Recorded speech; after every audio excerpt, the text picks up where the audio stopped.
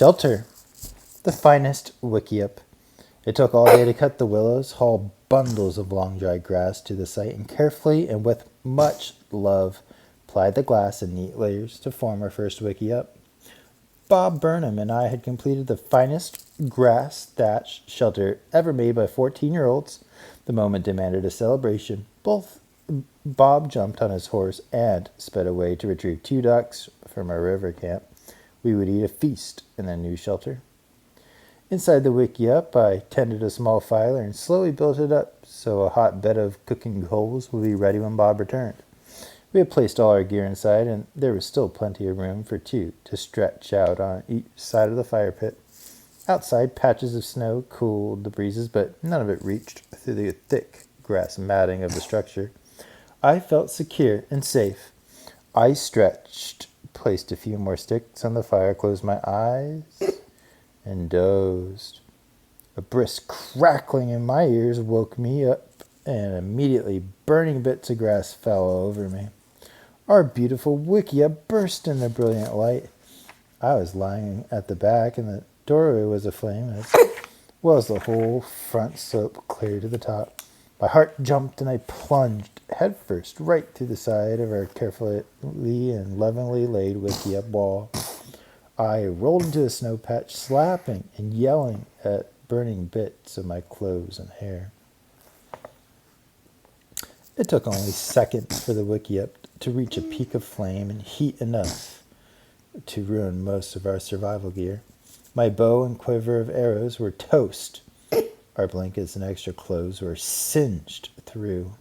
In the distance, I saw Bob riding hard with the ducks flopping from his belt. I stood helpless as he pulled up, breathless and wide-eyed. "Still want to celebrate?" I asked lamely.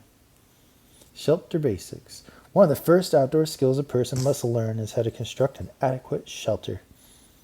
He must know what type of shelter is most appropriate for a given situation and understand the techniques used for building it depend upon need and time.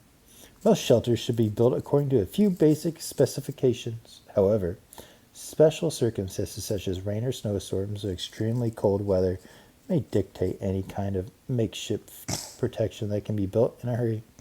Nevertheless, after a degree of protection has been achieved, a semi-permanent shelter should be constructed to assure safety in the event that conditions get worse. Building for survival requires more than a minimum of effort and calls for sound planning. Most essential to this planning is the selection of a campsite.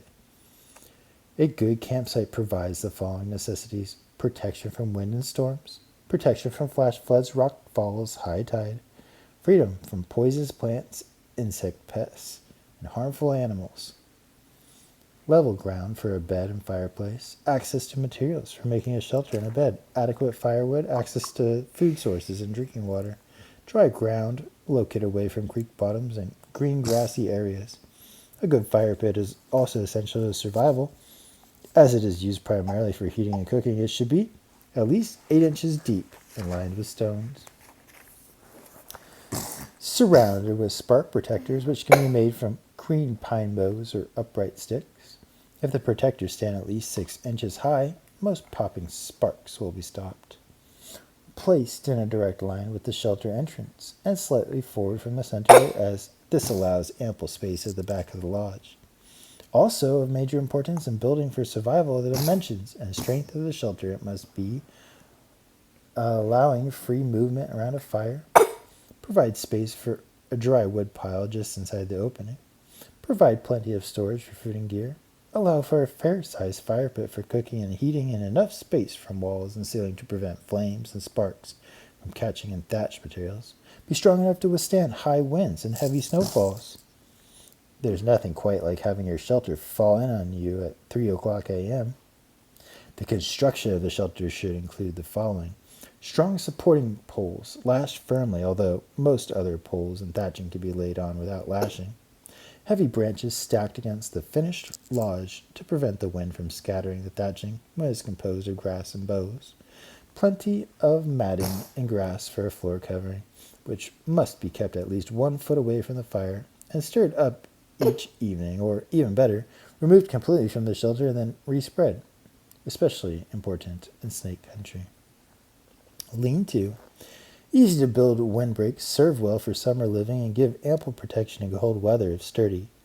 However, they are only temporary emergency shelters. When constructed, a lean-to should provide protection from the prevailing night wind, containing a large reflector so that maximum heat can be obtained from the fire, and be three-sided so that maximum protection can be obtained. Brush wickiup. A good wickiup takes only a little longer to build than a lean-to and is more serviceable. This comfortable dwelling is one of the best as it provides protection from all sides.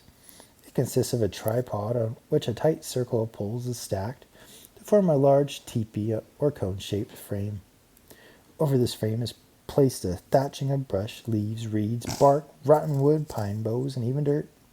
The entrance can be large and face the rising sun, or it can be small and provide protection from all outside breezes. Using 20-foot poles, one can make the floor space 14 feet across, providing sleeping space for 8 people. These rough shelters protect from wind and cold, but are not generally effective in a prolonged rainstorm. More sophisticated methods are needed for a truly waterproof shelter. A pole or grass-thatched wickiup will do the job. Pole wickiup. In heavily timbered areas, large wickiups can be built to house several people in their gear. Gather all the dry dead poles and long sticks in the area. Erect a 3-poled tripod in the same manner as a teepee. With the tripod in place, carefully lay on successive poles, ensuring that the spread is even and smooth. No pole should stand out from the rest. Trim poles of their branches by knocking these off with a club. As the poles are laid on, the space at the top of the tripod will fill up. Shorter poles can be placed in the remaining spaces, and the wider spots near the base can be filled in with shorter slabs of bark, split wood, sticks, and short poles. The point is to fill in all the spaces with something solid. The next step is to apply a layer of boughs, grass, and plant stalks over the outside, stuffing materials into the cracks and spaces. Start at the base of the frame and layer the covering, overlapping each tier as you go up the side of the frame. To reach the top half of the wickiup, construct a single-rung pole ladder and rest against the frame.